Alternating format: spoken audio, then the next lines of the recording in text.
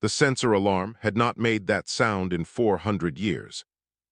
Navigator Pell froze at her station aboard the starward passage, her 4 silver fingers hovering over the controls. The pattern scrolling across her screen was impossible. Electromagnetic signals poured from an uncharted system in the outer spiral arm, thousands of them, overlapping and chaotic, filling every frequency band. "Admiral Vorn," she called, her voice trembling, "you need to see this."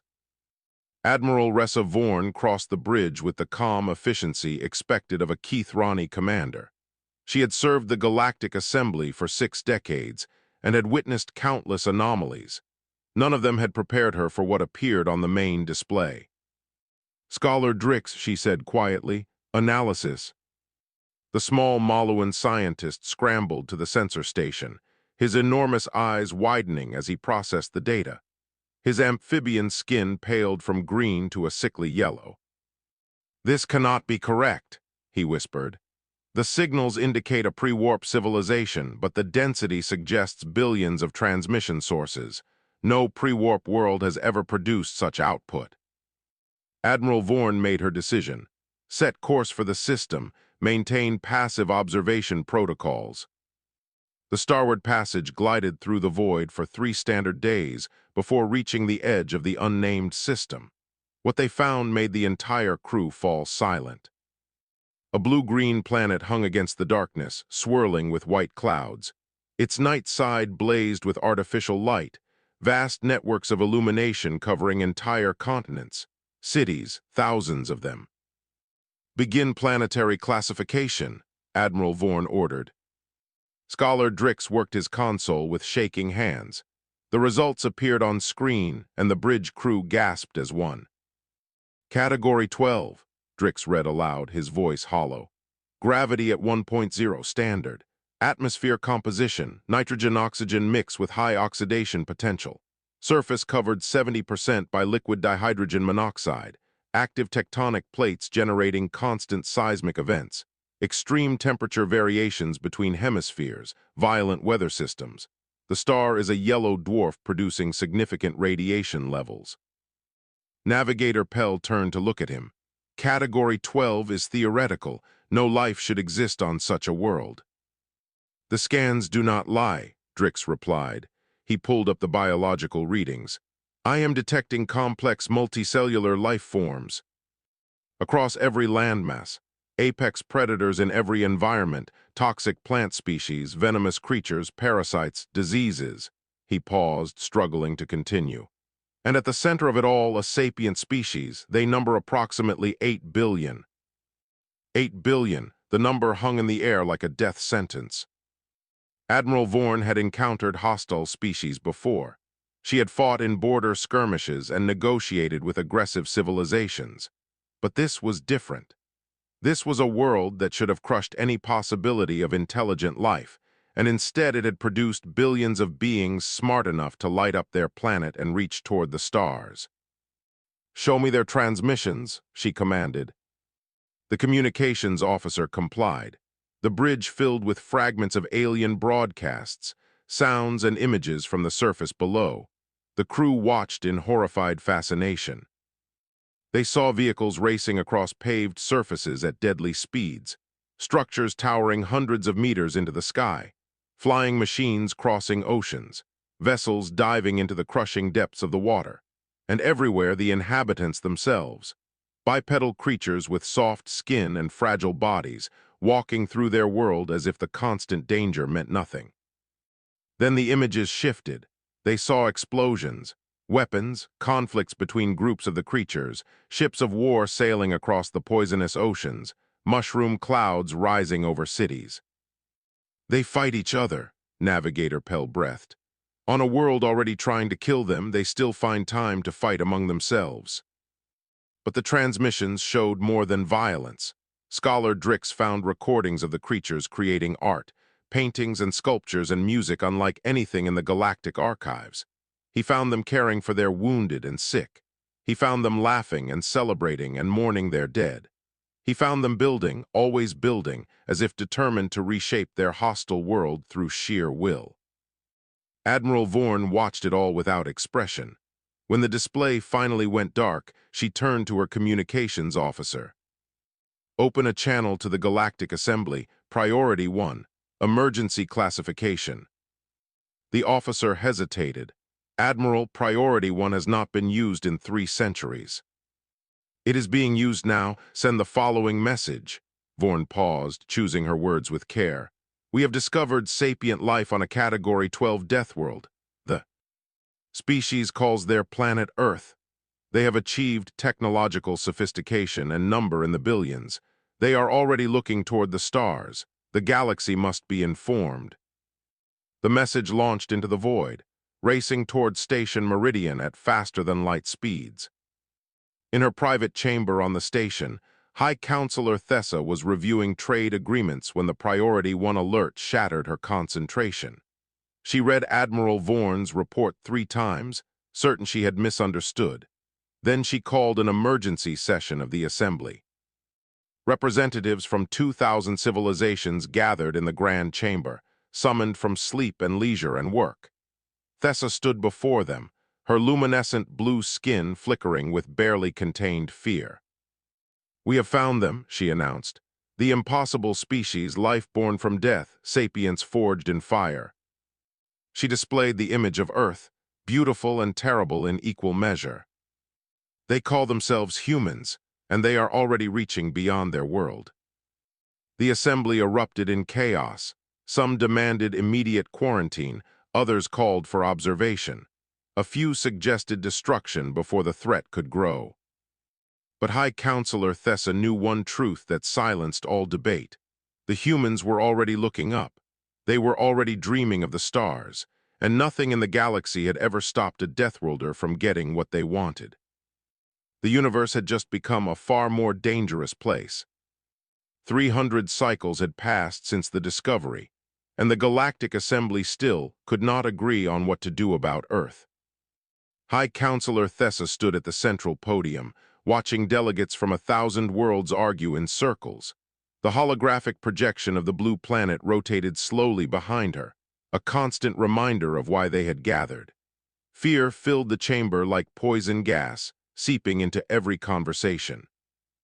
Ambassador Kellys of the Vorathi Collective rose from her seat, her insectoid wings buzzing with agitation.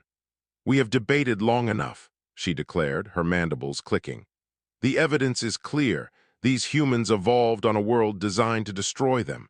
They survived by becoming the most dangerous thing on their planet. Now they build weapons capable of cracking continents. How long before they turn those weapons on us? Murmurs of agreement rippled through the chamber. The Vorathi had allies among the militant. Factions, species who believed that any potential threat must be eliminated before it could grow. But Speaker Amara of the Sylth Federation unfolded herself from her resting position, her plant-like body swaying gently. The first contact accords exist for a reason, she said in her soft, rustling voice. We cannot judge a species before we have communicated with them. To do so would make us the aggressors. The accords were written before anyone imagined a Deathworld species, Ambassador Kellys countered. They do not apply.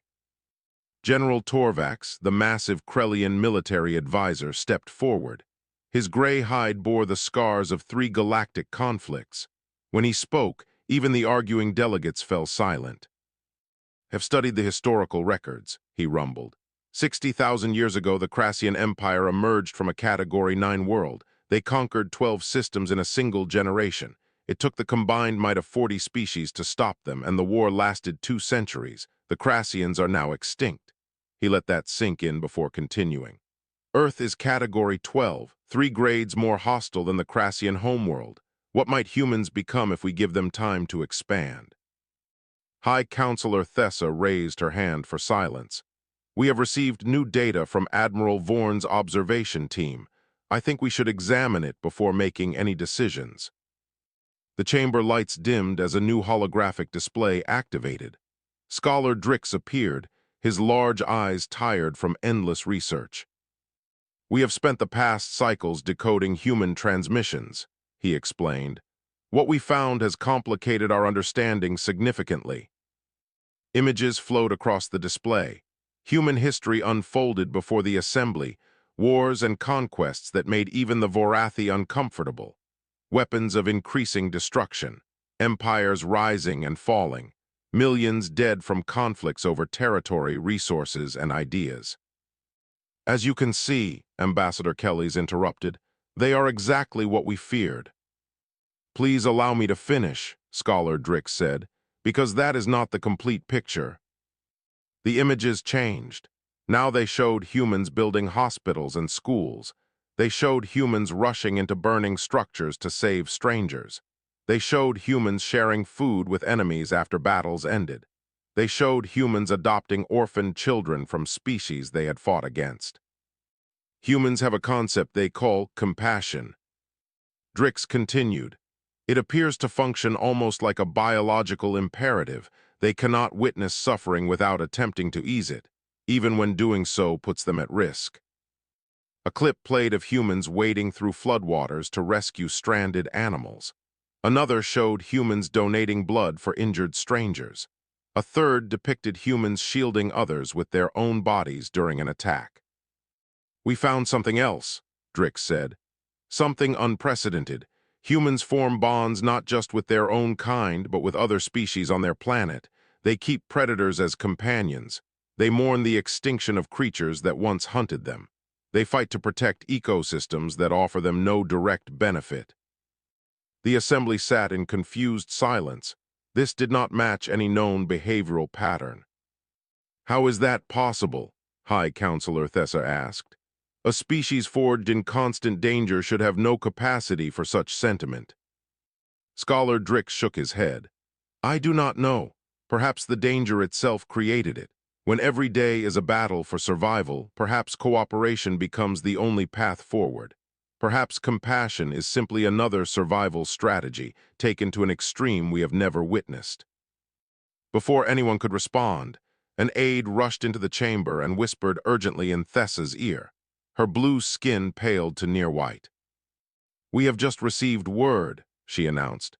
The humans have launched a new spacecraft. Our observers tracked its trajectory. It is heading toward the outer planets of their system. The chamber erupted. Ambassador Kelly slammed her foreleg against the floor. They are expanding. We must act now. We cannot attack a species that has done nothing to us, Speaker Amara protested.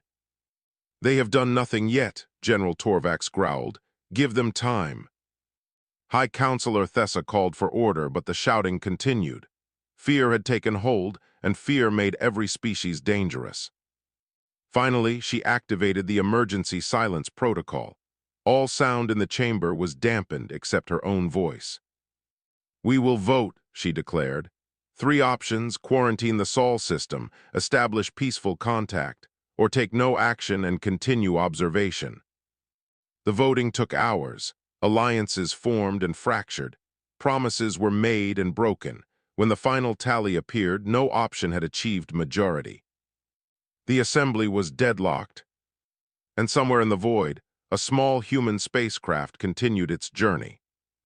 Outward, carrying a message written in golden records and mathematical sequences. The humans were not waiting for the galaxy to decide their fate. They were already writing their own story. The message arrived on Earth at 3:14 in the morning, Pacific Standard Time. Director Amara Obi was already awake when the call came. She had been reviewing budget proposals for the United Earth Space Coalition, a task so tedious that she almost welcomed the interruption. Then she heard what her technicians had found, and the budget was forgotten forever. Show me, she said. The Deep Space Array had detected an object at the edge of the solar system, something that did not match any asteroid, comet, or known celestial body. It was holding position. It was emitting controlled energy signatures. It was watching. Within 6 hours, Director Obi had confirmed the impossible with 14 separate governments.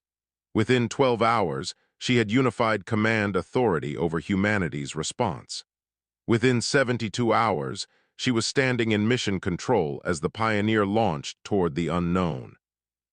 Captain Louis Reyes watched Earth shrink behind him and felt no fear. He had trained his entire life for exploration, never truly believing he would explore anything beyond the Moon or Mars. Now he was leading humanity's first mission to meet alien intelligence. "Dr. Webb," he said to his communications specialist, "how are the translation protocols?"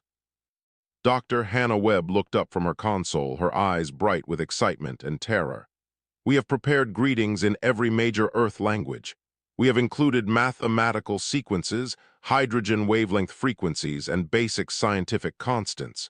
If they understand anything, they should understand these." The Pioneer traveled for 11 days before reaching sensor range of the alien vessel. What they found exceeded all expectations. The ship was enormous, a graceful construct of silver and blue that dwarfed anything humanity had ever built. It hung motionless against the stars, beautiful and terrifying in equal measure. "Begin transmission," Captain Reyes ordered. Dr. Webb sent the prepared message. Then they waited. Aboard the starward passage, Admiral Vorn received the human greeting with something approaching disbelief. "They came to us," she murmured. "3 days after we arrived, and they have already launched a contact mission." Scholar Drix ran calculations. "Their vessel is primitive by our standards. Chemical propulsion, basic shielding, minimal weapons. But the speed of their response is remarkable. No species in our records has ever mobilized so quickly." "Perhaps that is what Deathworld's survival requires," Admiral Vorn mused. "When your environment can kill you without warning, you learn to act fast." She considered her options. The assembly remained deadlocked. No official contact protocol had been approved, but the humans had already made their move, and refusing to respond would accomplish nothing. "Scholar Drix," she decided, "prepare a basic translation matrix. We are going to talk to them." The first exchange was clumsy and slow. Words were misunderstood, meanings were lost. But piece by piece, a bridge formed between two completely different species. Dr. Webb worked alongside Scholar Drix for hours, building a shared vocabulary from mathematics and simple concepts. Colors, numbers, basic shapes, the building blocks of communication. Finally, Admiral Vorn asked the question that had haunted her since arriving in the Sol system. "How did your species survive your world?" Captain Reyes looked at his crew. He thought about the billions of humans on the blue planet behind him. He thought about the generations who had struggled and suffered and died so that this moment could exist. "We adapted," Dr. Webb translated carefully. "We learned to work together. We built shelters against the cold and weapons against predators. When the world sent floods, we built boats. When it sent disease, we learned medicine. When it sent famine, we learned to farm." She paused, searching for words that could carry across the void. "Our ancestors crossed deserts that would have killed them in days. They sailed oceans full of creatures that could swallow their boats. They climbed mountains where the air itself became poison. And they did not stop. They could not stop. Stopping meant death." Admiral Vorn listened in silence. Beside her, Scholar Drix took notes with trembling hands. "We have a phrase," Dr. Webb continued. "There is no translation, but I will try. The human spirit. It means the part of us that refuses to surrender, the part that looks at impossible obstacles and says, 'I will find a way.' We have been knocked down countless times. We have faced extinction more than once, but we are still here because giving up was never who we are." The transmission ended. Admiral Vorn sat in her command chair for a long time, processing what she had heard. "They do not know how to surrender," she finally said. "That is not a philosophy or a choice. It is simply what they are." She ordered the exchange sent to the Galactic Assembly. High Counselor Thessa watched the recording alone in her private chamber, replaying Dr. Webb's words again and again. "They will find a way," Thessa whispered, "no matter what obstacles we place before them." For the first time, she understood what Earth truly represented. The humans were not just another species reaching for the stars. They were proof that the universe's harshest conditions could produce something remarkable. Something that would not be stopped. Something that would not be contained. Something that would change everything.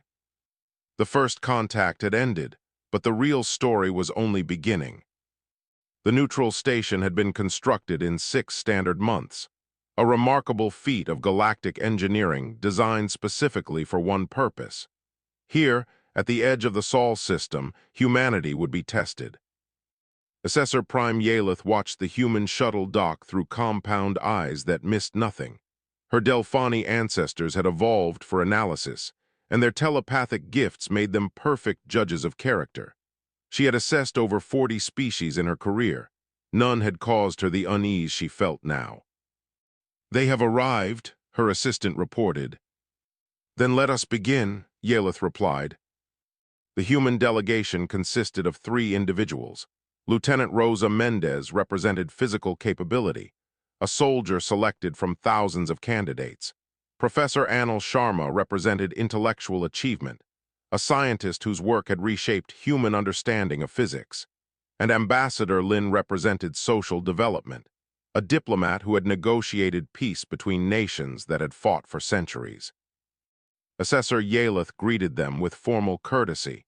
"You understand the purpose of these evaluations?" "We do," Ambassador Lin replied. "You wish to determine what category humanity should occupy in your galactic classification system." "Correct. We will examine physical, intellectual, and social capabilities. The results will inform the Assembly's decision regarding Earth's status." The physical tests began the following morning. Lieutenant Mendez entered the evaluation chamber wearing standard human exercise clothing. The monitoring equipment had been calibrated for galactic species, and the technicians quickly realized their error. Human baseline readings were already in ranges considered extreme for most worlds.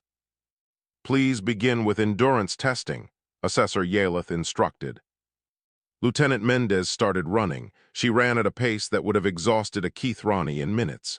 She ran for 1 hour, then 2, then 3. Sweat poured from her body, a cooling mechanism that most galactic species lacked, and she kept running. "How long can she continue?" a technician whispered. "Humans have been documented running for entire planetary rotations," Scholar Drix replied. He had joined the observation team as a consulting expert. They evolved as persistence hunters. Their ancestors would chase prey until the prey collapsed from exhaustion. The strength tests were equally disturbing. Lieutenant Mendez lifted weights that would have crushed a Silurian. She withstood temperature variations that ranged from freezing to blistering. She held her breath for times that made the observers check their instruments for malfunction. "There must be an error," Assessor Yalith said. "What is Earth's gravity rating?" 1.0 standard, Scholar Drix confirmed, perhaps slightly higher in some regions. The assessor's compound eyes flickered. "Standard gravity is 0.35. Earth's gravity is nearly triple that of most inhabited worlds." The implications settled over the observation room like a weight. Every human lived their entire life carrying what amounted to permanent resistance training. Their muscles, bones, and cardiovascular systems were designed for a gravity that would crush most galactic citizens. The intellectual assessments proved equally remarkable. Professor Sharma presented a timeline of human scientific achievement. The observers learned that humans had gone from basic agricultural societies to splitting atoms in less than 10,000 years. They had mapped their own genetic code. They had created global communication networks. They had landed on their moon and sent probes to the edges of their solar system. Most species require 50,000 years to achieve comparable development, Assessor Yalith noted. How did you progress so quickly? Professor Sharma smiled. Necessity. When your world constantly threatens to kill you, you learn to solve problems fast. We did not have the luxury of slow progress. The medical data disturbed the observers most of all. Human medicine involved cutting bodies open, removing damaged organs, and replacing them with transplants from other humans or even mechanical substitutes. Humans survived injuries that would be instantly fatal to other species. They recovered from diseases that would have wiped out entire Maluan colonies. They even voluntarily stopped their own hearts during surgery, then restarted them afterward. This is routine, Professor Sharma explained. "We have been performing such procedures for over a century." During a rest period, Lieutenant Mendez noticed a small Maluan technician struggling with heavy equipment. Without being asked, she crossed the room and lifted the burden as if it weighed nothing. "Thank you," the technician squeaked. "No problem," Mendez replied with a casual smile. Assessor Yaleth observed the interaction carefully. "Why did you help? It was not your task." Lieutenant Mendez seemed confused by the question. "They needed help. What other reason would I need?" That night, Assessor Yaleth compiled her preliminary report. The standard classification protocols had no category for what humanity represented. They were physically superior to most galactic species, intellectually aggressive beyond all expectations, and socially capable of both extreme violence and spontaneous compassion. She created a new classification, Apex Cooperative Predators. Her recommendation to the Assembly was simple and stark. These beings evolved on a world that should have destroyed them. They survived by becoming the most adaptable, resilient, and unpredictable species the galaxy has ever recorded. Do not provoke them. Do not threaten their home. Do not give them a reason to unite against a common enemy. If the humans ever decide the galaxy is their enemy, we will not win that war. The report was transmitted to High Counselor Thessa, who read it in silence. Then she read it again. And for the first time, she began to wonder if humanity might not be a threat to fear, but an ally to seek. The distress call reached every corner of the galaxy at the same moment. Governor Myril of Thesson IV stood in her command center, watching her people die. The viral mutation had appeared without warning, a microscopic killer that spread through air and water and touch. Silurian immune systems had no defense. Their medicine had no cure. In 3 weeks, the colony had gone from thriving to desperate. "Current death toll?" she asked, though she dreaded the answer. 47,000, her aide replied. "The rate is accelerating." Myril sent her plea to the Galactic Assembly. She begged for medical assistance, for researchers, for anyone willing to help. The responses came quickly, and they were all the same.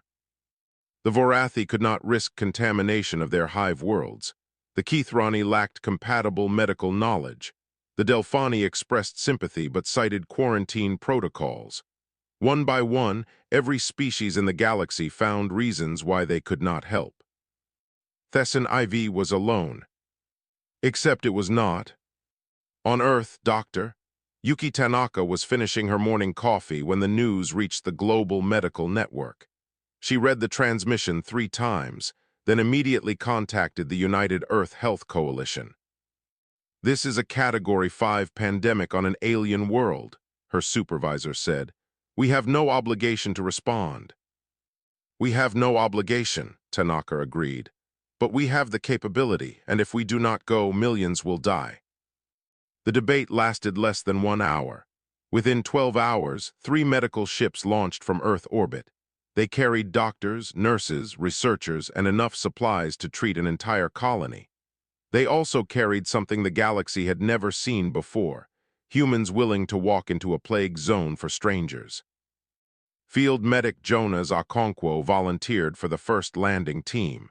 He had served in conflict zones across Earth, treating wounded soldiers and civilians alike. An alien plague was just another mission. "You understand the risks, Doctor," Tanaka said during the briefing. "We have no immunity to this pathogen. Our own medical equipment may not function properly. If we become infected, there is no guarantee of survival." Okonkwo shrugged. "There are people dying, everything else is just details." The Galactic Assembly watched in disbelief as human ships entered the quarantine zone. Ambassador Kellys declared them insane. Speaker Amara prayed for their souls. General Torvax simply stared at the tactical display, unable to comprehend what he was witnessing. "They are voluntarily exposing themselves to a lethal pathogen," he said. "For a species they have known for only 3 years. Why?" No one had an answer. On Thesson IV, the human medical teams established field hospitals with terrifying efficiency. They worked in protective suits designed for Earth's own biologic hazards, far more robust than anything Silurian medicine required. They set up treatment protocols, triage systems, and quarantine procedures within hours of landing. Governor Myrtle met Dr. Tanaka at the primary hospital. "You came," she said, her luminescent skin dim with exhaustion and grief. "When everyone else refused, you came." "That is what we do," Tanaka replied simply. The work was brutal. Patients arrived constantly, Silurians burning with fever, their bodies failing one system at a time.